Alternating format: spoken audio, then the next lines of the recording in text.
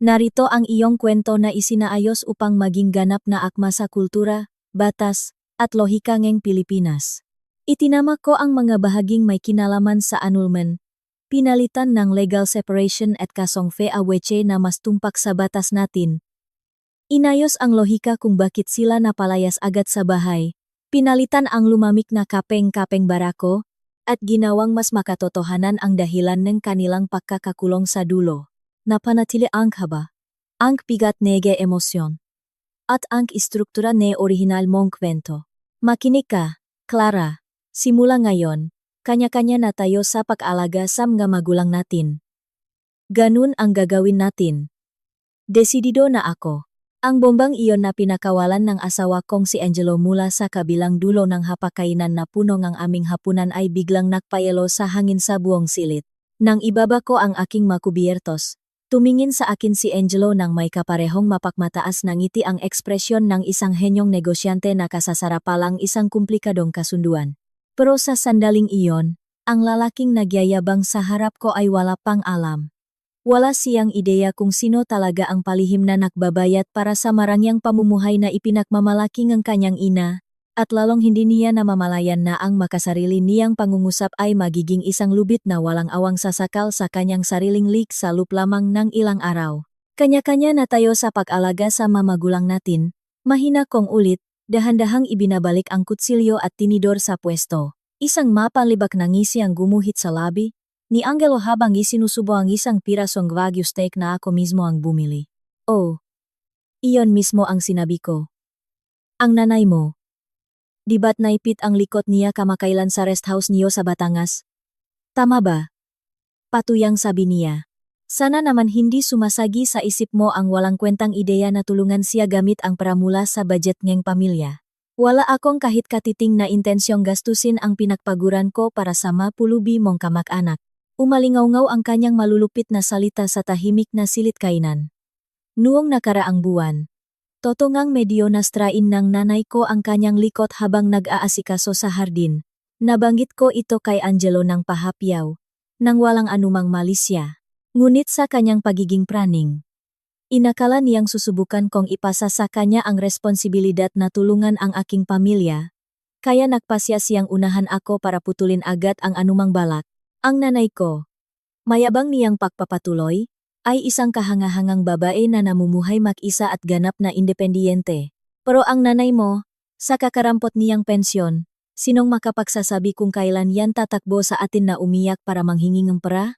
Simula ngayon, kanya-kanya na tayo. Kasama diyan ang pera at oras. Buong personal na responsibilidad. Naiintindihan mo? Itinaas ni Angelo ang kanyang kopita nga alak. Tinitiknan ako ng may sukdulang pakmamaliit. Hindi ko alam kung paano mo alagaan ang nanay mo sa sahot mong yan. Isang kakarampot na freelance translator. Pero mas mabuting huwag kang gagalaw kahit isang kusing mula sa pera ko. May sarili akong mga gastusin at obligasyon sa aking ina. Isang sunod-sunod na insulto. Sa isang normal na sitwasyon, ito na sana ang pagkakataon para tumayo at isaboy ang alak sa kanyang mukha. Pero sa halip na sumagot, isang tahimik at nagyelong tingin lang ang ibinigay ko sa kanya. Talagang walang naiintindihan ang lalaking ito. Isang malalim na katahimikan ang namayani. Inakala ni Angelo na ang pananahimik ko ay patunay na masyado akong nasaktan para tumutol, kaya't isang nasisiyahangham ang kumawala sa kanya bago muling hiwain ang kanyang steak.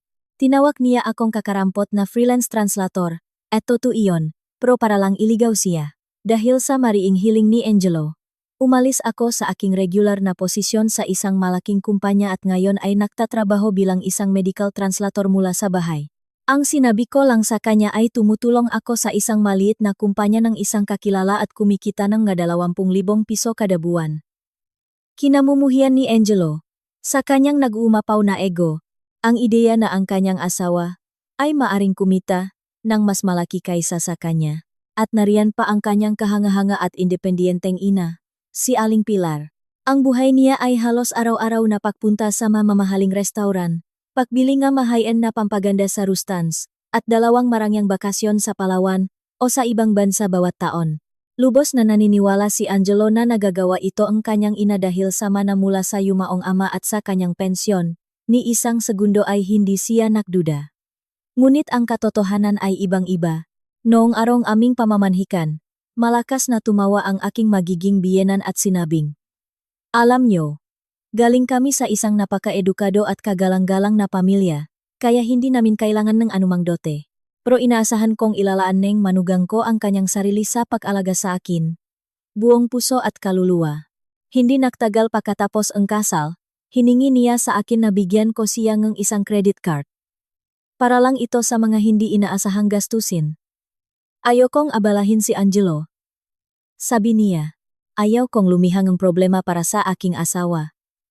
Kaya kumuha akong supplementary card na konektado sa account kung saan pumapasok ang aking mabayat sa pagsasalin. Iyon ang simula ng impyerno. Ang pagiging maluho ni Aling Pilar ay lumalala buwan-buwan, at ngayon, mahigit 300,000 piso. Kinta 200,000 rumil. Ang kinakaltas sa aking account isang halagang mas malaki pa sa sahot ni Angelo. Sa nakalipas na 5 taon, nagtrabaho ako araw at gabi na parang kalabaw, para lang lihim na bayaran ang marangyang pamumuhay ng aking biyenan. At lahat ng ito habang ang sarili kong ina ay hindi nangangailangan ng kahit isang kusing na tulong. Ang aking pamilya, ang mga Montenegro, ay nagmamayari ngang malalawak na lupain sa lupngang maraming henerasyon. Mula lamang sa kita sa pagpapaupangang kanyang mga ari-arian, ang aking ina ay may kayamanan na higit pa sa kikitain ni Angelo sa buong buhay niya. Sige, mahina kong sabi. Tumingin si Angelo sa akin nang may pagtataka. Gagawin ko ang sinabi mo. Simula ngayon, kanya-kanya na tayong mag-aalaga sa ating mga magulang. Hindi tayo makikialam sa mga usapin ng pamilya ngang isa't isa at hindi tayo magbibigay ngang para sa kanila. Ayos ba? Sa isang saglit. Tila naguluhan si Angelo sa aking napakasunuring tugon. Ngunit pagkatapos ay isang mapanuksong ngiti ang sumilay sa kanyang malabi. At tumango siya. Oo. Ayos. Mas makabubuti yan para sa ating dalawa. Malinaw na malinaw, di ba? Nasisiyahan niyang sabi. Pero tandaan mo, huwag kang lalapit sa akin para umiyak mamaya. Pangako, hindi ako iyak at hindi ko ito pagsisisihan. Kinuyom ko ang aking mga kamao sa ilalim ng mesa, habang isang malamig na ngiti ang nasa aking labi. Nasiyahan na tinanggap ang kanyang mungkahi, nagsimulang maglipat ng channel sa telebisyon si Angelo na may itsura ngang isang nagtagumpay. Wala siyang kamalay-malay. Hindi niya alam na ilang minuto lang ang nakalipas. Ginamit ko ang banking app sa aking telepono para tapusin ang proseso ang pag-block sa credit card na ibinigay ko sa kanyang ina. Naisip ko na kung gaano kasunok sa kahihiyan ang muha ni Aling Pilar kinabukasan kapag sinubukan niyang magbayad para sa kanyang mapinamili sa VIP fitting room ang paborito niyang department store sa Greenbelt at harapin ang isang decline na card sa harap ng sales consultant. At kapag nalaman niya kung bakit nakablock ang kanyang card, sino kaya ang una niyang tatawagan na may kasamang manangingit-ngingit na sigaw? Ang countdown para sa aking ganting salakay ay nagsimula na. Dumating ang Sabado ang umaga. Ang araw pagkatapos ang makasariling pahayag ni Angelo na kanya-kanya na tayo sa pag-alaga sa ating mga magulang. Para sa kanya, marahil ito ay isang di malilimutang umaga kung kailan sa wakas ay natanggal niya ang linta. Nasa kanyang paningin, ay ang pamilyang kanyang asawa. Nag-ayos siya sa banyo. Sumisipongang kung anong himik. Sinabi niyang kailangan niyang magtrabaho ngayong weekend, at mabilis siyang umalis ng bahay. Kakain na lang ako sa labas. Para sa hapunan, ipagluto mo ako ang paborito kong roslam. Gamit ang pera ko. Siyempre, walang pakialam na sumara ang pinto. Mula sa bintanang sala, nakita ko siyang sumakay sa kanyang bagong biling premium class na kotse. Siyempre, ang magabayarin para sa charloan ay kinakaltas mula sa aking account. Huminga ako ng malalim at uminom ng lumamig ng kape bago umupo sa harap ng laptop na nakabukas sa hapagkainan. Sa screen ay ang tekstong isang dayuhang medikal na artikulo na minamadali kong isalin hanggang kahapon. Pagkatapos ng unibersidad, nagtrabaho ako sa isang espesyal na translation agency bago maging freelance. Ang mga highly specialized na medical at legal na pagsasalin ay napakataas ng bayad. At kung magtatrabaho ako ng halos walang tulog, kaya kong kumita ng ilang beses na mas malaki kaysa sa isang lalaki sa aking edad na may mataas na posisyon. Pero walang alam si Angelo tungkol dito. O mas tamang sabihin, hindi niya kailanman gustong malaman. Nagtatrabaho si Angelo sa isang mid-size real estate development company na may pangalan sa siyudad. Ang lalaki ang naghahanap buhay sa labas ng bahay. At ang babae ang nag-aalaga sa tahanan. Iyan ang tamang paraan ng pagbuo ng isang pamilya. Buong kumpiyansa niyang sinabi sa akin noong kami ay ikinasal. Isa siya sa mga lalaking minamaliit ang mga babaeng mas mataas ang pinag-aralan o mas malaki ang kita. Itinuturing silang hindi sapat na pambabae isang taong sumasalamin sa mga pinakamakalumang halaga ng padre de pamilya. Kaya't itinago ko ang laki ng aking trabaho. Niloloko siya sa pagsasabing gumagawa ako ng maliliit na data entry tasks para sa kumpanya ng isang kakilala para sa panggastos lang. Sa umaga, ginagampanan ko ang papel ng perpektong may bahay. At sa gabi, habang tulog si Angelo o tuwing weekend kapag wala siya, nagpapakamatay ako sa harap ng computer. Kinailangan kong gawin ang mga ito para itago ang aking kita at patuloy na magtrabaho. Ang dahilan ay isa. Para tustusan ang labis-labis na paggasta ng aking biyenan, si Aling Pilar. Kinuha ko ang aking smartphone at binuksan ang statement ng credit card na kailangan kong bayaran ngayong buwan. Luxury Boutique, Greenbelt 5, D120,000. Aive Clinic. Liteshay Setchi Change, 0. Antonios Tagaytay. Iya Tretio. 0. Isang listahan ng magastusin na nakakahingal. Ang kabuwang halaga ngayong buwan ay muling lumampas sa 53,350,000. Dapat sana ay nabubuhay si Aling Pilar sa isang maliit na manamula sa kanyang asawa at sa kanyang pensyon. Gayunpaman, dahil hindi niya kayang talikuran ang estado bilang ina ng isang matagumpay na anak na nagtatrabaho sa isang dekalidad na kumpanya, nakikipakumpetensya siya sa karangyaan sa kanyang mga amiga, at lahat ng mga singil na ito ay napupunta sa supplementary card na ibinigay ko sa kanya. Makinig ka, Clara, malinaw kong naalala ang masalitang ibinato niya sa akin 6 na buwan pagkatapos ang kasal. Pagod na pagod si Angelo sa trabaho niya. At sa sahot niya, kahit anong pagsisikap niya, hindi ko kayang mapanatili kahit ang basic na pamumuhay ko. Obligasyon mo bilang asawa na punan ang mga gastos ko gamit ang palihim mong kinikita sa sideline mo. At gawin mo yan ng maingat, para hindi masaktan ang pride ng anak ko. Upang protektahan ang reputasyon ng aking mahal na asawa at magkaroon ng isang tahimik na pamilya na walang gulo, pumayag ako sa absurdong hiling na ito at patuloy na binayaran ang kanyang mabil, nagtatrabaho hanggang sa maubos ako, isinakripisyo ang sarili kong kalusugan. Samantala, ang aking ina ay walang anumang problema sa pananalapi dahil sa malalawak na lupain at mga commercial properties na ipinamana sa kanya ng aking ama. Bukod dito, siya ay isang simple at mapagmahal na tao na paminsan-minsan ay nagpapadala sa akin ng masariwang gulay mula sa kanyang hardin sa Batangas at kaunting pera na may kasamang salitang, "Anak, para may panggastos ka? Ha? Huwag mo nang ipaalam kay Angelo." Nang malaman niya ang tungkol sa aking problema sa likod, sinabi ko sa kanya, "Huwag kang mag-alala. Nay, kukuha akong taong tutulong sa iyo." Ngunit tumawa lang siya at sumagot, "Kalokohan. Sobra-sobra pa ang ipon ko. Mas mabuting alagaan mo ang sarili mong pamilya, yan ang pinakamahalaga." At ang inang ito, ang aking ina, ay ininsulto ni Angelo.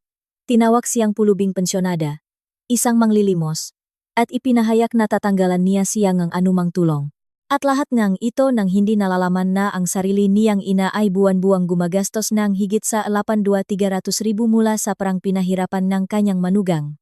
Simula ngayon, kanya-kanya na tayo sa pag-alaga sa mga magulang natin.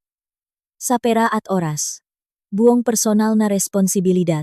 Dahan-dahan kong inulit sa aking isipan ang mga salitang binitawan ni Angelo kagabi. Anong gandang musika. Siya mismo ang nagtakdang nga bagong patakaran sa bahay.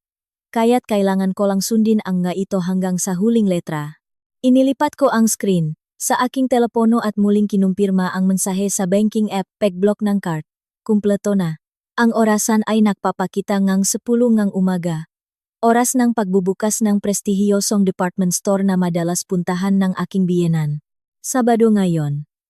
Kahapon, nagpadala si Aling Pilar ng isang sadyang mapanuyang text. Bukas, Makikipagkita ako sa mga amiga ko para tingnan ang mabagong bag sa VIP area kasama ang isang stylist. Pagkatapos, manananghalian kami sa isang mamahaling Japanese restaurant. Ang tiktaang segunderong orasan ay tila napakalakas sa katahimikan ng umaga. Ipinagmalaki ni Angelo. Ang prako ay prako. Ngunit ang katotohanan ay halos hindi sapat ang kanyang sahod para sa pang-araw-araw na gastos, karloan, at kanyang sariling maluho. Ang kanyang maipon ay hindi man lang umabot sa 6 na numero. Anong mangyayari kapag nakmakaawa si Aling Pilar? Anak, kailangan mong mag-transfer ngang 50,350,000 sa card ko. Ngayon din, isang ngiti ang kusang lumitaw sa aking malabi. At sa mismong sandaling iyon, ang aking smartphone na nakapatong sa mesa ay umugong sa isang matinis na tawag. Sa screen, lumitaw ang pangalang Aling Pilar. Sunod-sunod ang mga ring. 1, 2, 3, 4. Halos nakikita ko na sa screen ang kanyang mamatang namumula sa galit at naririnig ang matinis na sigaw. Ang makapintuan ng impyerno ay, sa wakas ay nakbukas na. Humihop akong lumamay. Nakapa at dahan-dahang pinindot ang answer button. Hello, sabi ko. Anong mga nakakatuwang sigaw ang inihanda niyo para sa akin? Nagsimula na ang unang yugto ng aking ganting salakay. Pakasagot ko pa lang sa mahinahong boses. Isang matinis na sigaw na kayang sirain ang speaker ng telepono ang tumama sa aking eardrums. Clara. Pwede ko bang malaman kung anong kalokohan ang ginawa mo? Sinabi nilang hindi gumagana ang card. Ang boses ni Aling Pilar ay punong galit at pagkasinda. Bahagya kong inilayo ang telepono sa aking tainga. Humigop ngang lumamig na kape. At sumagot sa isang sadyang inosenteng tono. Aling Pilar, ano po ang nangyari? Bakit po kayo sumisiga? Huwag kang makmaang-maangan. Nasa fitting room ako. Sinusubukang bayaran ang isang bagong bag. At sinabi sa akin ng sales lady ng may nang asar na ngiti. Pasensya na po, pero hindi po magamit ang card na ito sa ngayon. At nasa tabi ko pa ang mga amiga kong sina Ana at Marichel. Ginawa mo akong katawa-tawa. Paano mo ito ayusin?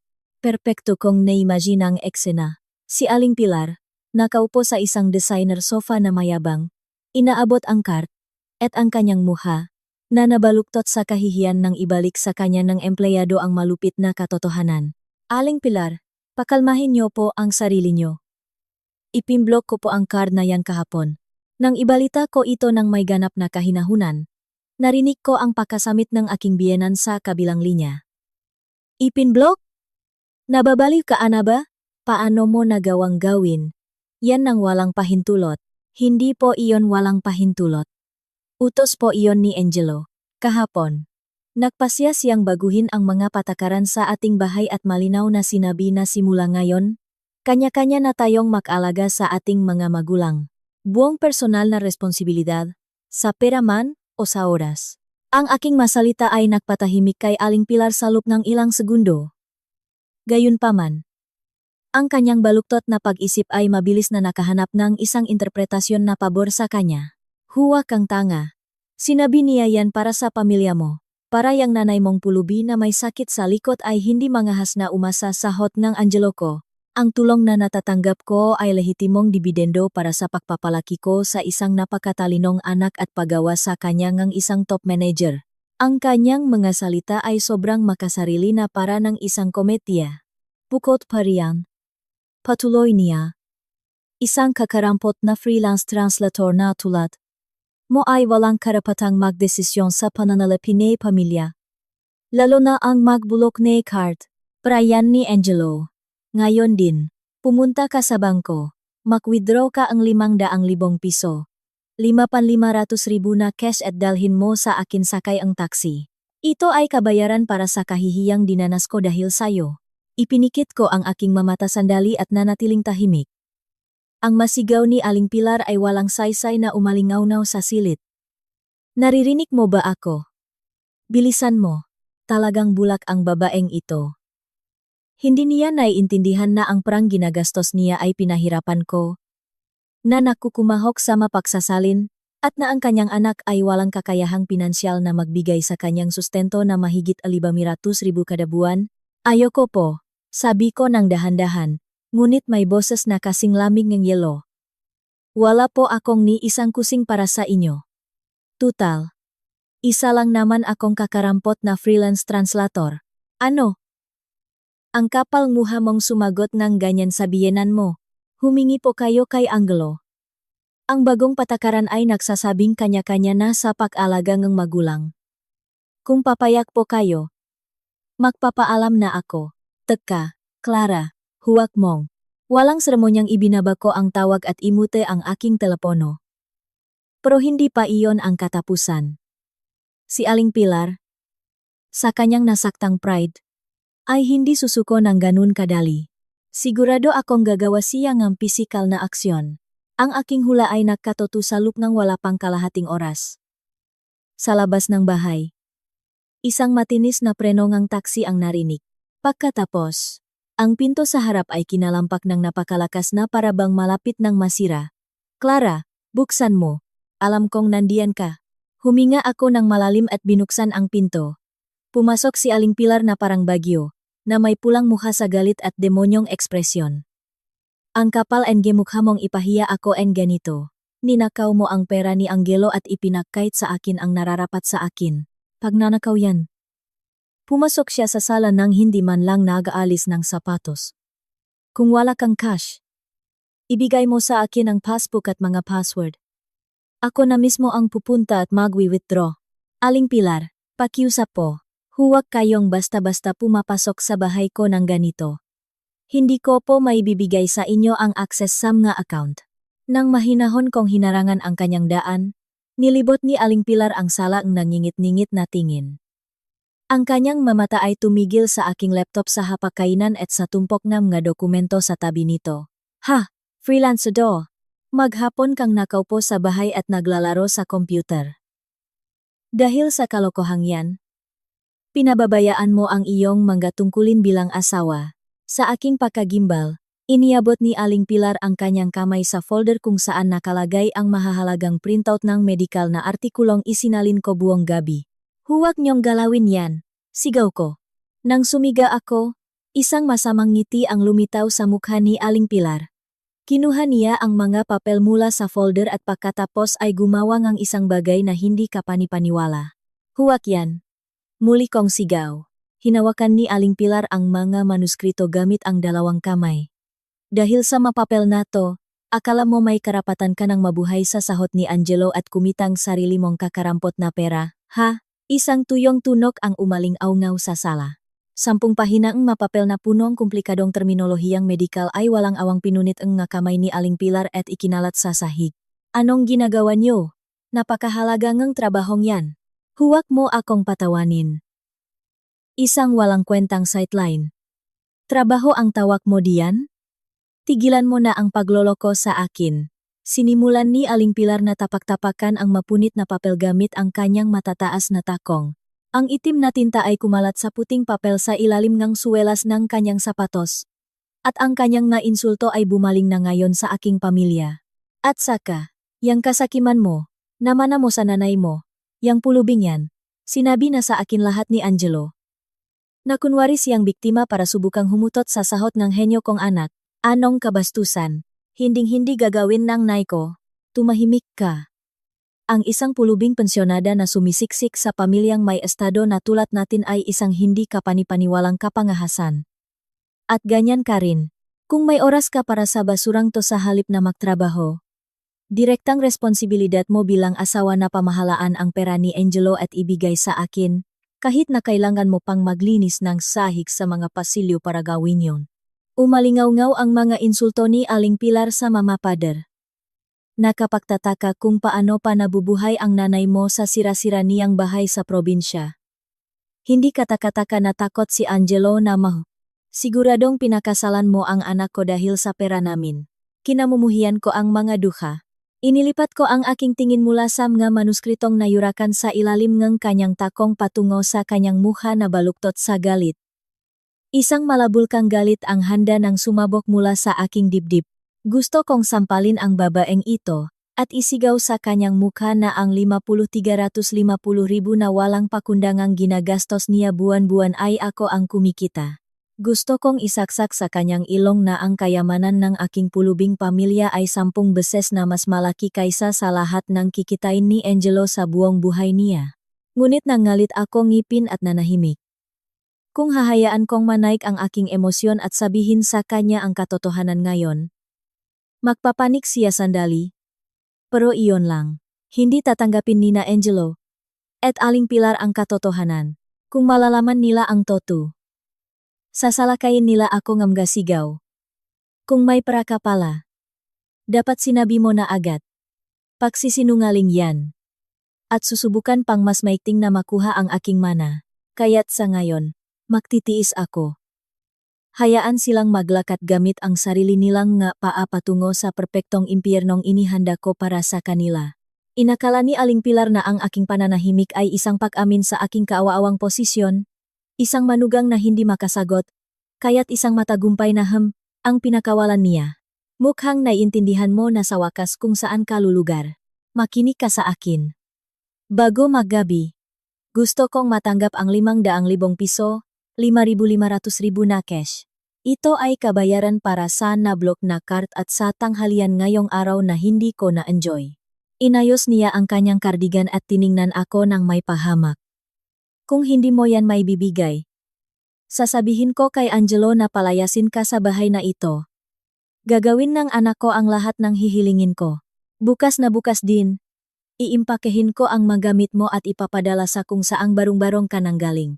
Pagkasabi nito, maingay siyang naglakat patungo sa labasan at malakas na isinara ang pinto.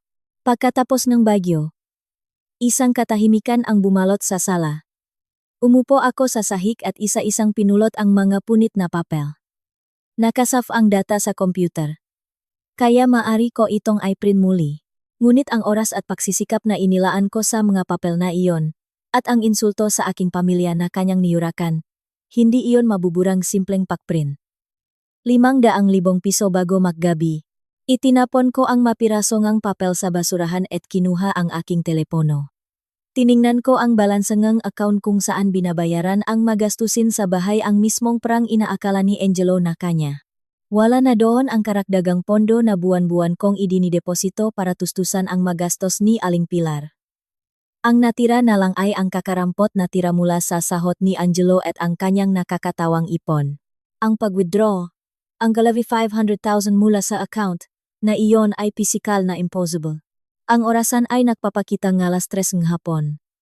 Marahil ito na ang tamang oras kung kailan tumatawag si Aling Pilar kay Angelo. Umiyak na nagsasabing winaldas ko ang pera ng kanyang anak at ginagawa akong kontrabida. Sa sandaling iyon, ang teleponong nakapatong sa mesa ay nag-vibrate. Lumitaw sa screen ang pangalan ni Angelo. Huminga ako ng malalim. Ngumiti ng malamig. At pinindot ang answer button. Hello, Angelo. Pwede ko bang malaman kung anong kalokohan ang ginagawa mo? Ang boses ni Angelo sa kabilang linya ay napakalakas na parang sasabog ang aking eardrums. Inilagay ko ang telepono sa mesa at sabay na in-on ang speakerphone at ang voice recording app. Anong ginagawa ko? Simula ngayon, kanya-kanya na tayo sa pag-alaga sa ating mga magulang. Buong personal na responsibilidad, sa pera man o sa oras. Diyan ang mga salita mo, di ba? Huwag mo akong laruin ng mga salita. Hindi ito oras para sa mga kalokohan. Humihingal na sigaw ni Angelo. Malamang nasa pasilyo siyang opisina o kung saan man na maari siyang sumigaw nang hindi iniisip kung sino ang makakarinig. Kakatawak lang sa akin ni Mama na umiya. Sinabi niyang winaldas mo ang pera ko, inilipat sa sarili mong account, binlock ang card niya, at ipinahiya siya. Kaya pala, yan ang ginagawa mo sa likod ko habang wala ako sa bahay nagnanakaw. Lahat ay naayon sa aking plano. Si Aling Pilar ay hindi nagsabi ng kahit isang salita tungkol sa kanyang labis na paggasta na dahilan ng pagblock ng card. Sa halip, gumawa siyang ang isang magandang kwento ng biktima, kung saan ninakaw ngang manugang ang pera ng anak para putulin ang tulong pinansyal sa biyenan, at ipinakain ito kay Angelo. Angelo, mas pinaniniwalaan mo ang nanay mo kaysa sa akin. Siyempre. Ang nanay ko ay ang babaeng nagsakripisyo ng lahat para palakihin ako mag-isa at para makapasok ako sa isang dekalidad na kumpanya. Hinding-hindi magsisinungaling ang nanay ko. Tahimik akong napabuntong hininga. Sa kanyang isipan, isa siyang elite na manager. Ang kanyang ina ay isang simple ngunit kahangahangang biyuda, at ako ay isang kaawa-awang freelance translator na nakasandal sa kanila. Ang kanyang pantasya ay napakatibay na hindi man lang niya inabalang tingnan ang tunay na balansein kanyang account o unawain ang tunay na sitwasyong pinansyal ng pamilya. Hoy, huwag kang manahimik. Sumagot ka. Nasaan ang pera ko? Pustahan tayo. Inilipat mo yan sa pulubi mong pamilya. Muli, umulan ng insulto mula sa bibig ni Angelo para sa aking magakamag-anak. Siguradong nagpasya kang itago ang sahot ko sa ilalim ng dahilan na naipit ang likot ng nanay mo. Nandidiri akong isipin na ang pera ko ay napunta sa matandang yan na nakatira sa kanyang barong-barong sa probinsya. Angelo, tigilan mo na ang pag-insulto sa nanay ko. Wala siyang kinuha ni isang kusing sa pramo.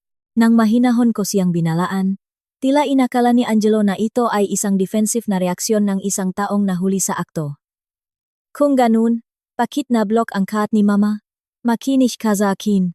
Humihingi si Mama ng 500,000 piso, 5,500,000 bilang kabayaran. Gusto kong bago ako umuwi, nakuha mo na ang perang yan. Manghingi ka sa kamag-anak mo? Maglinis ka ngang sahig sa mapasilyo wala akong pakialam. Ang halagang 500,000 orihinal na inilaan para sa magastos ni Aling Pilar ngayong buwan at kabayaran sa nasirang tanghalian ay sinusubukan na ngayong kunin ni Angelo mula sa akin, na parabang pera ito na ninakaw ko sa kanyang pamilya. Tiningnan ko ang recording counter na tahimik na nagbibilang ng mga segundo at nanahimik. Kung sa sandaling iyon, ay sinabi ko sa kanya, yang ara 500,000 na yan ay para sa mga procedure sa beauty clinic at branded na bag ng nanay mo. Si Angelo, sa kanyang estado ng ganap na pagka-brainwash, ay galit lamang nasasagot, hinding-hindi gagawin yan ng nanay ko. Huwag kang magsinungaling. Walang saysay na kausapin siya kung hindi mo ipapakita ang hindi matututulang pisikal na ebidensya kasabay ngang pinakamalupit na katotohanan. Inakala ni Angelo na ang aking pananahimik ay desperasyon dahil hindi ko makuha ang pera. Hoy! Naubos na ba lahat ng nanay mo? Huwag mo akong galitin. Kung hindi mo makukuha ang 50,500,000 bago maggabi, ididemanda kita at ipapawalang bisa ko ang kasal natin. Sa wakas, binikas ni Angelo ang banta. Kukuha ako ngang abogado at ilalabas ko sa publiko ang pagnanakaw mo. At hindi lang sayo, ididemanda ko ang pulubi mong nanay, bilang kasapwat at kukunin ko sa kanya ang lahat hanggang sa huling kusing bilang danyos perwisyo. Kaya maghanda ka. Ganito pala kasahol ang lalaking ito. Kayang magbanta at itakwil ang sariling asawa ng walang anumang pag-alinlangan. Ang tunay na mukha niya, na sa loob ng 10 taon, ay sinubukan kong ituring na aking mahal na asawa, ay mukha ang isang mayabang, ignorante, at mapang-abusong tirano. Seryoso ka sa mabanta mo? Absolutely seryoso. Ang isang magnanakaw na tulad mo ay isang mansa sa aking makinang na buhay. Kunin mo ang pera bago bukas ng umaga. Kung hindi, personal kong tatawagan ang pamilya mo at hihingi ng kabayaran. Ang tawag ay walang seremonyang pinutol. Ang silit ay nabalot sa katahimikan. Ang banta ni Aling Pilar na palayasin ako sa bahay kung hindi ko makukuha ang kalahating milyon. Ang ultimatum ang aking asawa na sirain ang aking pamilya kung hindi ko makukuha ang kalahating milyon. Isang ordinaryong babae, sa harap ng ganitong kabaliwan mula sa asawa at biyenan, ay tiyak na babagsak sa sahig. Umiyak sa desperasyon. Ngunit pinindot ko ang stop button sa voice recorder ng aking smartphone at dahan-dahang inubos ang lumamig na kape.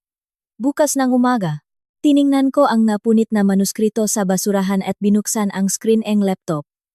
Tulat ang plano. Nagpadala ako ng isang maikling email sa aking abogado. Inaasahan ko po kayo bukas ng alas 10 ng umaga sa aking bahay. Handa na po ang lahat. Tumingin ako sa bintanang sala. Ang langit ay natatakpan ng ngaulap. Isang malamig na hangin ng amihan ang umihip. Si Angelo at si Aling Pilar ay ganap na kumbinsido na corner na nila ako. Pero wala silang alam. Hindi nila alam ang tunay na lakas na itinatago ko, o ang tunay na kalikasan ng aking pamilya. ang Montenegro. Bukas ang umaga, sa halip na ang 500,000 na kanilang inaasam, ano kaya ang ihahandog ko sa kanila? Ang magadekorasyon para sa aking perpektong paghihigante ay tahimik na itinayo, ngunit hindi mapipigilan. Alas 9:50 ngang sumunod na umaga.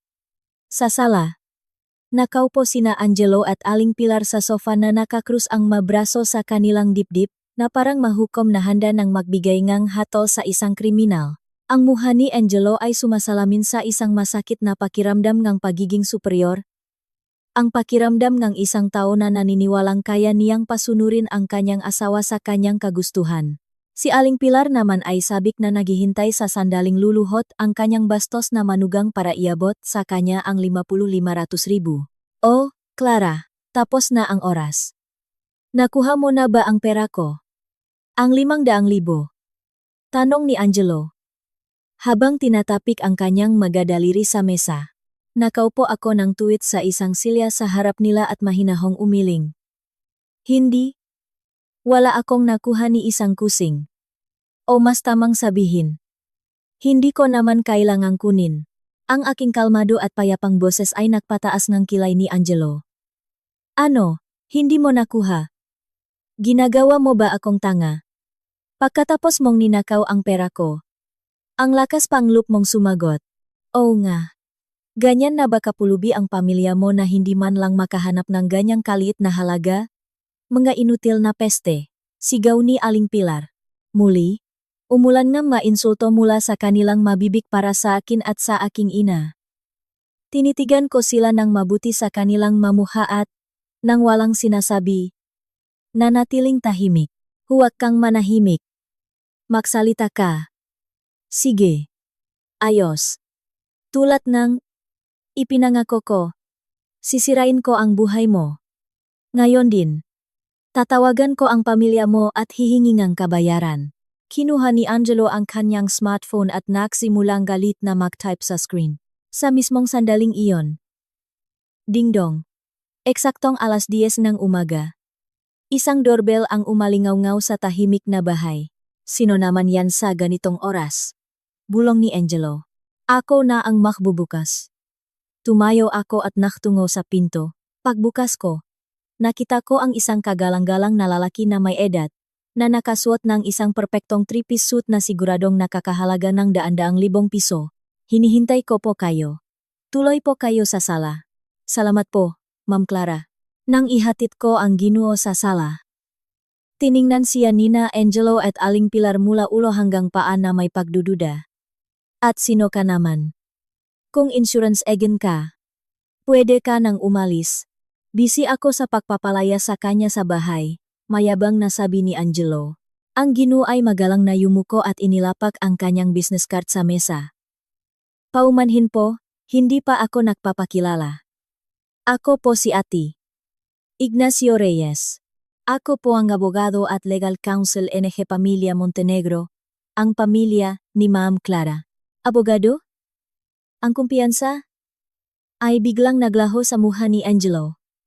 Bakit may abogado dito?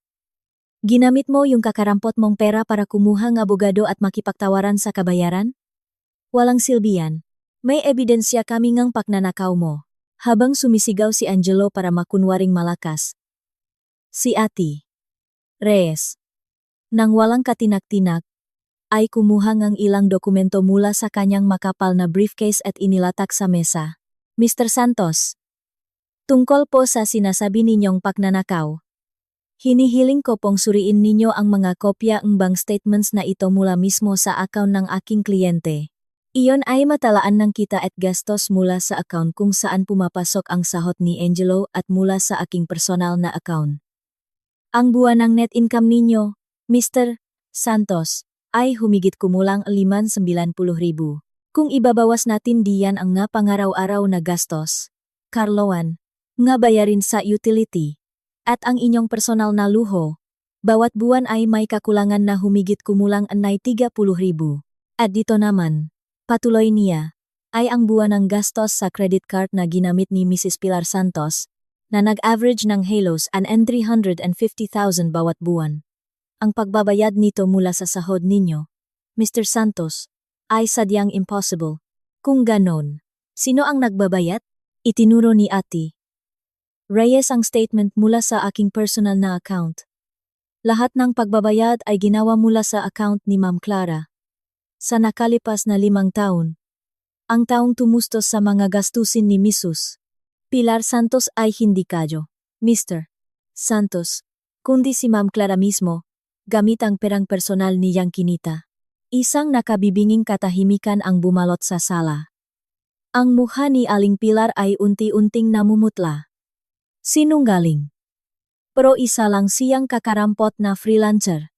Hindi niya kayang kumita ang ganyan kalaki. Angelo, huwag kang palilin lang sa kanila. Desperadong sigaw ni Aling Pilar. Sumagot si Ate Reyes nang may malamig na ngiti. Kakarampot na freelancer. Huwag niyo po akong patawanin.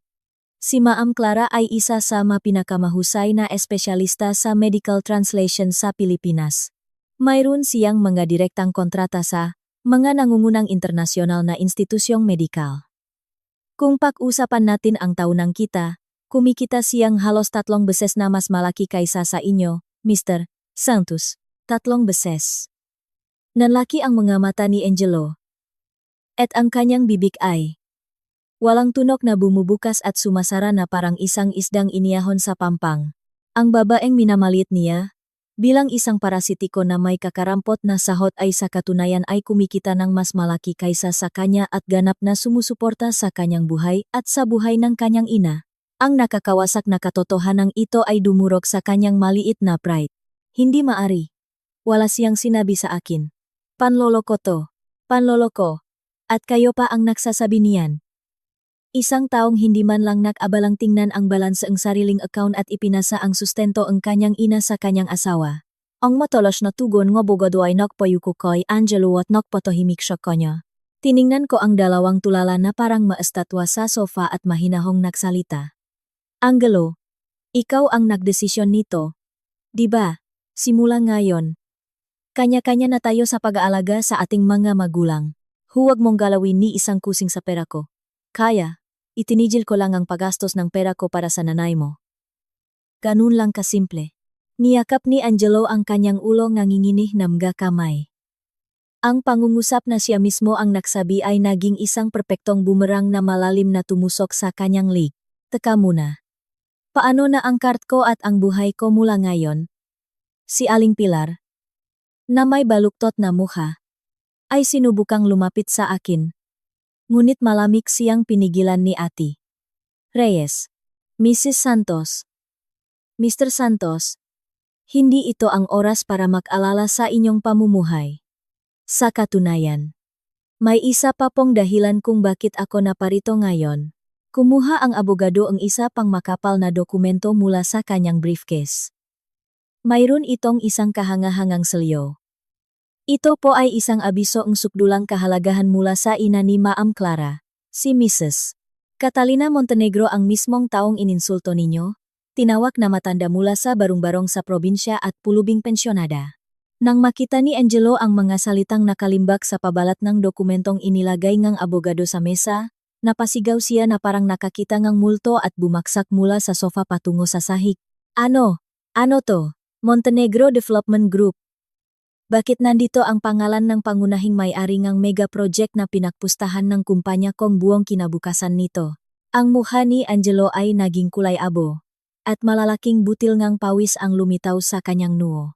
Ang mid-size na kumpanyang real estate kung saan nagtatrabaho si Angelo ay ipinusta ang lahat sa isang malakihang proyekto ngang urban renewal. At ang may-ari ngang 70% na mga lupaing iyon ay walang iba kundi ang aking pamilya, ang mga Montenegro. Hindi niyo po ba alam, Mr. Santos? Ang ina ni Ma'am Clara, si Mrs. Catalina Montenegro, ang presidente ng Montenegro Development Group. Ang pamilya Montenegro ang nakmamayari ng lupaing iyon sa loop maraming henerasyon at may ganap na karapatan sa malote ang proyektong ito. Siya po ang mismong taong tinawag ninyong matanda mula sa barong-barong sa probinsya. Umalingaw-ngaw ang malamig na boses ni Ate Reyes sa sala. Hindi maari. Ang bahay niya ay isang lumang bahay lang sa probinsya. Ang lumang bahay sa probinsya na iyon ay isang makasaysayang heritage estate na kinikilala bilang National Cultural Treasure. Ang halaga nito sa kasaysayan ay ganun katas na ang taon ng maintenance pa lang ay lumalampas na sa kikitain ninyo sa buong buhay ninyo. Nanginginig mula ulo hanggang paa, tumingin si Angelo sa akin nang may nakmamakaawang na mata. Clara, bakit hindi mo sinabi sa akin ang isang bagay na ganito kahalaga? Wala akong itinago, malamig kong sagot. Noong namanhikan kayo, simpleng sinabi ng nanay ko, kami ay isang ordinaryong pamilya, mayroon kaming kaunting lupain. Inakala mo na literal iyon, na kami ay mga dukhang taga-probinsya. At pagkatapos, sa tuwing susubukan kong magsalita tungkol sa aking pamilya, pinatatahimik mo ako. Habang si Angelo ay lumulubog sa kawalan ng pag-asa, si Aling Pilar, naganap na walang alam sa kabigatan ng sitwasyon, ay sumigaw ng matinis at wala sa lugar.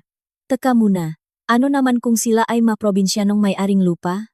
Ang Angelo ko ay magiging vice-presidente sa isang dekalidad na kumpanya sa Maynila. Dapat tayo ang tumanggi sa malupain ng maprobinsyanong yan. Hindi ko sinagot ang insulto ni Aling Pilar.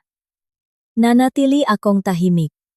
Sa sitwasyong ito, ang pinakamalupit ay hindi ang aking masalita, kundi ang bigat ng katotohanan. Tumahimik ka, ma. Isara mo yang bibig mo. Sigaw ni Angelo sa kanyang ina nang may galit na hindi ko pa nakikita sa kanya. Kung hindi natin makukuha ang kontratang yan, malulugi ang kumpanya, at itatapon nila ako sa kalsada bilang may kasalanan. Sa kalsada? Anong pinagsasabi mo? Si Aling Pilar, nang marinig ang hindi kapani-paniwalang mga salita mula sa kanyang pinakamamahal na anak, ay sa wakas namutla. Hindi ako nagsasabi na kalokohan. Kumuha ang isa pang papel, si Ate Reyes mula sa kanyang briefcase. Ito po ay isang opisyal na abiso mula kay Mrs. Catalina Montenegro. Imposibleng magkaroon ng tiwala sa isang kumpanya kung saan nagtatrabaho ang isang empleyado na hindi makatarungang tinatrato ang aking pinakamamahal na anak at iniinsulto ang aming pamilya. Sa makatuwid, lahat ng kasunduan sa pagbiling nga lupaing may kaugnayan sa proyektong ito ay kinakansela. Hinawakan ni Angelo ang kanyang ulo at nagpatira pa sa sahig, halos mauntok ang no. Teka, pakiusap. Kasalanan ko. Clara, sabihin mo sa nanay mo, maliit na away pamilya lang to. Hindi ko naman alam na lupa niya yon. At kung hindi mo alam, may karapatan ka ng tawaging matanda ang inang ang iba, insultuhin siya, at mangikil ng para sa kanya gamit ang mabanta. Ang aking malamig na tingin ay nagpatahimik sa kanya. Ako, yung pride ko lang bilang lalaki. Ang pride mo ay ang hadyang mamuhay sa karangyaan. Ang nanay mo gamit ang pera ko. Abang ikaw ay nagyayabang. Angelo, ikaw mismo ang nagsabi. Simulang gayon, buong personal na responsibilidad.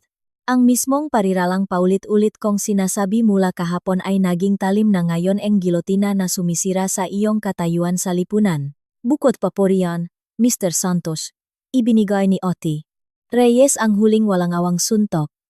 Ang audio recording kung saan binantaan ninyo si Maam Clara ng masalitang, kung hindi mo makukuha ang 50,500,000 bago bukas ng umaga, ididemanda kita, ay naipadala na sa pamamagitan ng Montenegro Holdings.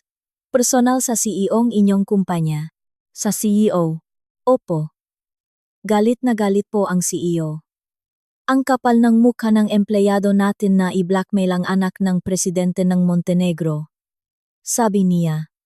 Sa Lunes, may ipapatawag na disciplinary committee. Ang bitak ay ganap ng nagsara.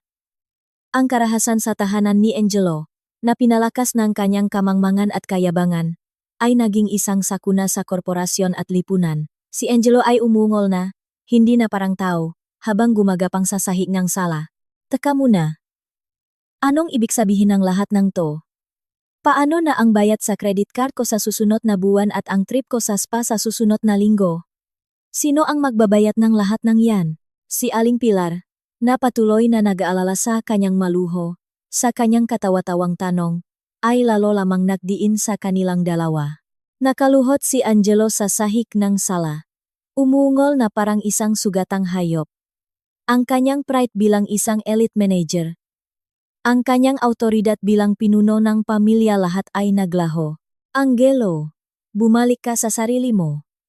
Kung matatanggal ka sa prestihiyosong kumpanya ng may kahihiyan, hindi ko mahaharap ang mga amiga ko. Historical na sigaw ni Aling Pilar. Hinahampas ang likod ng kanyang anak. Clara, tawagan mo agad ang nanay mo at sabihin mong kanselahin ang lahat. Nakakadiri para sa isang asawa na hadlangan ang karir ng kanyang mister. Puro kamalasan ang dala mo. Umalis ka sa bahay na to. Walang tigil ang nga insulto mula sa bibig ng aking biyenan. Tinitigan ko ang kanyang mukha na baluktot sa galit, hindi nagbabago ang ekspresyon, nananatiling tahimik. Walang saysay na sumagot. Habang lumalakas ang kanilang sigaw, mas bumibigat ang katotohanang malapit nang bumagsak sa kanila. Si Ate Reyes, na binigyang kahulugan ang aking pananahimik bilang isang senyales, ay tumikim. Ang dapat pong umalis ay hindi si Ma'am Clara. Kayo po, Mrs. Santos. At kayo rin, Mr. Santos. Anong pinagsasabi mo? Asawa ko ang may-ari ng bahay na to. Amin to. Sigaw ni Aling Pilar, namumula ang mukha. Sa buong pagalang po, Mrs. Santos. Kumuhang bagong dokumento ang abogado. Ang titulo ng bahay na ito ay eksklusibong nakapangalan kay Ma'am Clara bilang kanyang paraphernaal property na binili niya mula sa sarili niyang kinita bago pa sila ikasal. Sa makatuwid, wala po kayong karapatan sa pamamahay na ito. Nanginig si Angelo. Ipinagmamalaki niya sa lahat na ito ang bahay na binili niya. Ngunit sa katotohanan, nakitira lamang siya sa bahay ng kanyang asawa upang mapanatili ang kanyang mapagmataas na imahe. At heto po ang pangunahing handa para sa araw na ito. Ang inilagay ng abogado sa gitna ng mesa ay isang patong ng mga legal na dokumento. Una, ang sipinangreklamong isinampa namin para sa legal separation at isang kasong kriminal sa ilalim ng Republic Act 9262 o ang Anti-Violence Against Women and Children, VAWC Act. Ang dahilan, matinding economic at psychological abuse, kabilang ang inyong pamimilit kay Ma'am Clara na pasanin ang luhong inyong ina at ang inyong pandarahas. Wow! Tiningnan ni Angelo ang mga papel na may nanlalaking mga mata. Opo. Bukod diyan, idinamanda rin namin kayo upang ibalik ang kabuwang halaga ng maginastos ninyo mula sa personal na kinita ni Ma'am Clara na sa pilitan ninyong kinuha sa nakalipas na 5 taon. Sa ilalim ng batas, ito ay economic abuse. At may kasamang danyos moral na umaabot sa 20 milyong piso. 2,000 rukalan 2 ami. 20 milyon. Isang sipol ang kumawala sa mga labi ni Angelo. Si Aling Pilar, na may nanlalaking mga mata, ay bumubukas at sumasara ang bibig ng walang tunok. Nababaliwan ba kayo? Hindi ko kayang bayaran ang ganyang kalaking halaga. Sigaw ni Angelo na parang bali. At saka, ang pera sa lupeng kasal ay conjugal property. Wala akong obligasyong ibalik yan. Mali po kayo sa inyong intindi NG Batas. Matigas na tugon NG Abogado. Kayo mismo ang nagdikta ang kumpletong paghihiwalay ang pananalapi ng sabihin ninyong huwag mong galawin ni isang kusing sa pera ko. At ang puwersahang paglimas ninyo sa kinita ang asawa ninyo para sa luho ang inyong ina ay labag sa batas. Nawalan ng salita si Angelo sa desperasyon. Kalokohan. Obligasyon mo yang makbayat bilang manugang. Angelo, punitin mo yang papel na yan. Sinubukan ni Aling Pilar na sunggaban ang singil. Sa sandaling iyon, ang smartphone ni Angelo na nakapatong sa mesa ay malakas na tumunog. Nang makita ang pangalan sa screen, namutla si Angelo na parang papel. CEO, ang boss ng kumpanyang real estate, ang taong kinatatakutan at sinusuyo ni Angelo ng higit sa lahat. Ang kanyang ganap na kapangyarihan ay tumatawag sa kanya sa gitna ng weekend. Si CEO. Kinuha ni Angelo ang telepono ng nanginginig na mga kamay at pinindot ang answer button na parang kumakapit sa isang patalim. Hello, si Angelo po ito, sir. Tungkol po sa kaso nga Montenegro isang hindi pa kakaunawaan lang po. Bago pa man matapos si Angelo, isang malalim at nanginginig sa galit na boses ng CEO ang umaling-aungaw mula sa speaker sa buong sala. Hindi pa kakaunawaan. Pwede ko bang malaman kung anong kabaliwan ang sinabi mo sa anak ng presidente ng Montenegro? Kaninang umaga, nakatanggap kami ng opisyal na reklamo mula sa kanilang abogado. Kasama ang audio recording ng pagbabanta mo. Hindi po. Hindi ganon. Maliit na away lang po. Tumahimik ka. Dahil sa iyo, ang proyekto na ipinagpustahan ng kumpanya ng buong kinabukasan nito ay ganap ng kinansela. Kasama ang mga parusa at pagkaantala. Makakaroon ang kumpanya ng pakalugi na daan-daang milyong piso. Nang marinig ang sigaw ng CEO, napasigaw si Angelo at lumuhot, hawak pa rin ang telepono. Makinig ka ng mabuti, simula bukas, tanggal ka na, terminated with cause. Ang magamit mo, ilalagay namin sa isang kahon at ipapadala sa pamamagitan ng courier para hindi na namin makita ang pagmumuha mo sa kumpanya. Teka, sir, maawa po kayo, kailangan ko pang suportahan ang nanay ko. At anong pakialam ko diyan? Hindi ba't ikaw mismo ang nagsabi na kanya-kanya na dapat sa pag-alaga sa mga magulang? Ibinabalik ko sa iyo ang mismong pariralang ibinato mo sa anak ng Montenegro. At isa pa, para sa pinsalang idinulot mo sa kumpanya, isasampa ko ang kasong korporasyon laban sa iyo, kaya mahanda kang mabulok sa kulungan. Click. Naputol ang tawag. Ang walang kaluluwang elektronik na tunog ng pagtatapos ang tawag ay umalingaw-ngaw sa sala na parang isang senyales ang ganap na katapusan ang buhay ni Angelo. Ang kanyang telepono ay walang lakas na nahulog sa sahig. Ang karir sa isang elite na kumpanya at ang kanyang kayabangan lahat ay ganap na nawasak ng isang parirala na siya mismo ang nagsabi. Simula ngayon, buong personal na responsibilidad. Angelo? Hoy, Angelo, anong nangyari? Anong sabi ang CEO? Ang walang malay na boses ni Aling Pilar, na wala pa ring naiintindihan, ay sinubukang gisingin ang kanyang anak. Dahan-dahang itinaas ni Angelo ang kanyang ulo. Sa kanyang mamata, wala nang bakas ng kayabangang ipinapakita niya sa akin. Ang nandun na lang ay isang madilim na kawalan ng pag-asa at isang malalim na put. Para sa kanyang ina. Hoy, Angelo, anong problema mo? Anong sabing boss mo? Niyugyok ni Aling Pilar ang balikat ng kanyang anak. Kung may problema sa kumpanya dahil kay Clara, ako mismo ang tatawag sa CEO ninyo. Sasabihin ko sa kanya, pasensya na po at walang kwenta ang manugang ko. Sige na, tumayo ka na. Ang ganap na wala sa lugar na pangungusap na iyon ang pumutol sa huling hibla nga. Katinuan na natitira kay Angelo. Huwag mo akong hawakan. Umungol siya na parang isang hayop, at marahas na itinulak ang kamay ng kanyang ina. Napasigaw si Aling Pilar at napaatras. Kasalanan mo to lahat. Dahil sa iyo. Dahil bawat buwan, nagwawaldas kang daan-daang libo para sa mga beauty salon at branded na bag mo. Kaya tayo umabot dito. Anong sinasabi mo, anak? Sinusubukan ko lang namang. Tumahimik ka. Kakatanggal lang sa akin sa kumpanya ng may kahihiyan. Dahil sa pagiging maluho mo, ginalit ko ang pamilya ni Clara at nagdulot ng daan-daang milyong pakalugi sa kumpanya. Namumula ang mamata ni Angelo habang sumisiga at nagtatalsik ng laway kay Aling Pilar. Ang babaeng kahapon lang ay sinasamba niya bilang pinakakagalang-galang na ina sa mundo. At yung demandang 20 milyon? Paano ko babayaran yon kung wala man lang akong 100,000 ipon? Lahat napunta sa mga luho mo. Ikaw ang magbayad. Sumpain kang mangkukulam. Mangkukulam? Si Aling Pilar, nanginginig at namumutla sa hindi kapanipaniwalang insulto mula sa kanyang sinasambang anak, ay nautal. Paano? Paano mo nagagawang magsalita ngang ganyan sa nanay mo? Hindi ba nagpasya tayo na kanya-kanya na sa pag-alagang magulang? Kung ganun, hindi na kita alagaan. Mamatay ka sa gutom kung gusto mo. Wala akong pakialam. Isang kahiya-hiya at nakakadiring away pamilya. Kahapon lang, sinusuportahan nila ang isa't isa. Umaawit ng papuri. Nakaisa para apihin ako. Ngunit nang making mainit ang sitwasyon, hindi sila nakatubiling paktagsilan ang isa at isa. Ako, na nakaupo sa sofa, ay pinanood ang eksena ng may malamig na tingin. Clara, biglang gumapang si Angelo sa sahig patungo sa aking mga paa. Ako ang may kasalanan sa lahat. Mainit lang ang ulo ko. Pakiusap, patawarin mo ako. Hindi. Mas mabuti. Bawiin ninyo ang reklamo sa CEO. Kung hindi, makukulong talaga ako. Umiyak at sumisiha. Kumapit si Angelo sa aking makabinti. Inuuntok ang kanyang no sa sahag. Nang makita ito, hysterical na tumili si Aling Pilar.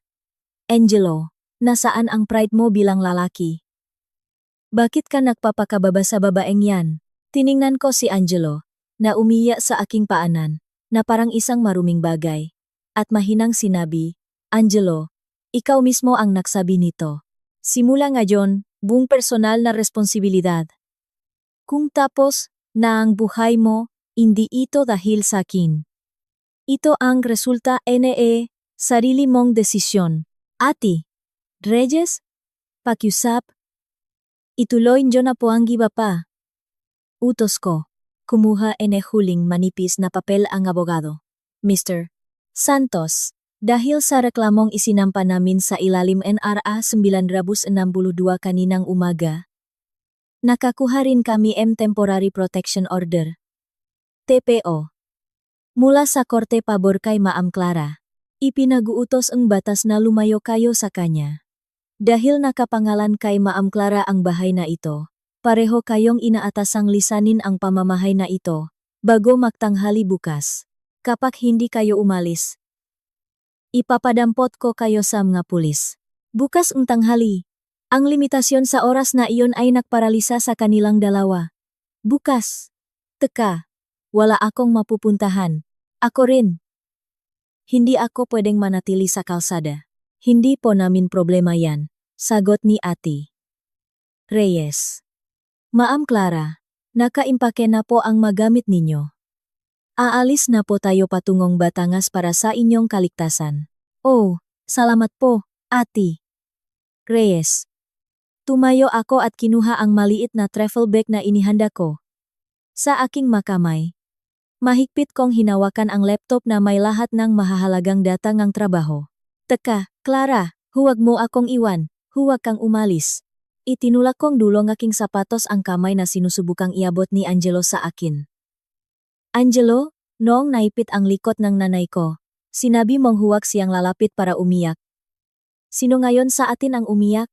Kasama si Ate Reyes. Nilisan ko ang bahay na naging kulungan ko sa loob ang 10 taon. Sa aking likuran, ang mga sigaw ni Angelo at ang mga hagulgol ni Aling Pilar ay naksanip sa isang malaimpyernong koro. Epilogo. Kinabukasan ng tanghali, sa isang residential area na hinahampas ng malamig na hangin ng Disyembre, nakatayo sina Angelo at Aling Pilar, tulala sa harap ng saradong pinto ng dati nilang tahanan. Matapos silang paalisin mga barangay tanod dahil sa protection order, pinalitan ng mga kandado sa utos mga abogado. At ang tanging natira sa kanila ay isang travel bag na may damit para sa ilang araw at counting cash. Hindi maari. Pinalayas talaga tayo. Nakatingin ang mga kapitbahay. Bulong ni Aling Pilar na nanginginig ang boses. Ang lugar na kahapon lang ay nilalakaran niya ng may taas no ngayon ay tila isang masamang halimaw na tumatawa sa kanya.